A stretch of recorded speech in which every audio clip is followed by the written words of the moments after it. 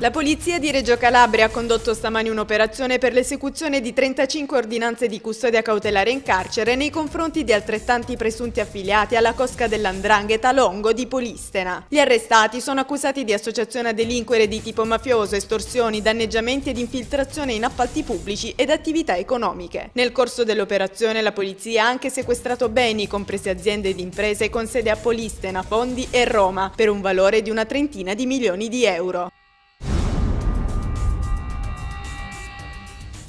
7 cittadini extracomunitari, 4 afghani e 3 pakistani, tutti uomini di età compresa tra i 20 ed i 30 anni, sono stati rintracciati dai carabinieri questa notte a Caporizzuto su segnalazione di alcuni cittadini. Gli immigrati avevano gli indumenti completamente bagnati e provenivano dalla vicina spiaggia, diretti verso il centro abitato di Crotone. Secondo le loro dichiarazioni facevano parte di un gruppo di circa 30 persone sbarcato clandestinamente.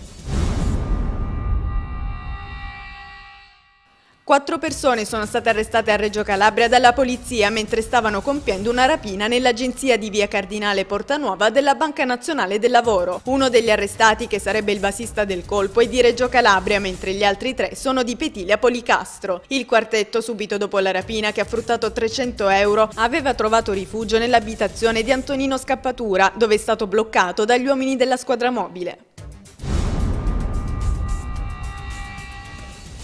A Silon, Cosenza, la città dell'accoglienza, è l'iniziativa presentata ieri mattina nel Palazzo della Provincia, finanziato dal Ministero dell'Interno tramite il Fondo Nazionale per le Politiche e i Servizi dell'Asilo. Prevede tra l'altro servizi di accoglienza e assistenza sanitaria agli immigrati. Le attività e i servizi sono erogati dall'Associazione Culturale Multietnica La Casba, tramite una regolare convenzione stipulata con l'amministrazione provinciale.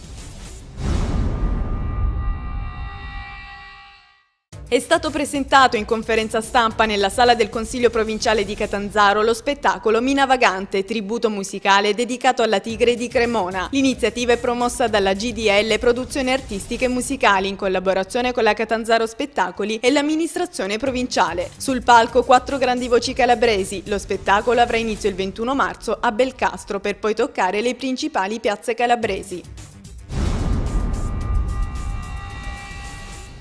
La Proloco di Santa Domenica Talao, in collaborazione con il Comune, ha promosso la seconda edizione del concorso enologico Il Vino del Contadino. Si tratta di una manifestazione per valorizzare il vino antico e con esso il territorio. Sono stati 20 i vini che rientrano nel disciplinare del DOC di Verbicaro, degustati dalla giuria, che ne ha certificato la qualità. Si tratta di vini che non hanno un'azienda alle spalle, ma sono prodotti da contadini.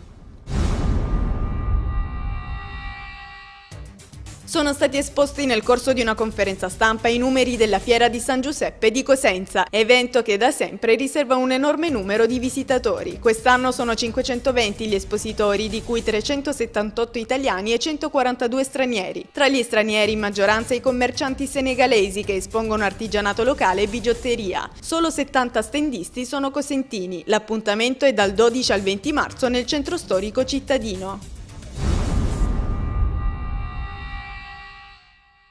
Si è svolta a Cinquefrondi la premiazione della terza edizione del concorso letterario Una rosa in collina, promosso dall'Associazione di Volontariato Senza Frontiere al Centro Polifunzionale. Sono stati 28 i racconti che hanno partecipato da tutta Italia e saranno valutati da una commissione giudicatrice presieduta da Michele Tripodi, sindaco di Polistena. Quest'anno il tema era legato alla famiglia. Il primo classificato è stato Concetto Scandurra di Pescara, il secondo e terzo classificato provengono invece da Frosinone e dalla provincia di Roma.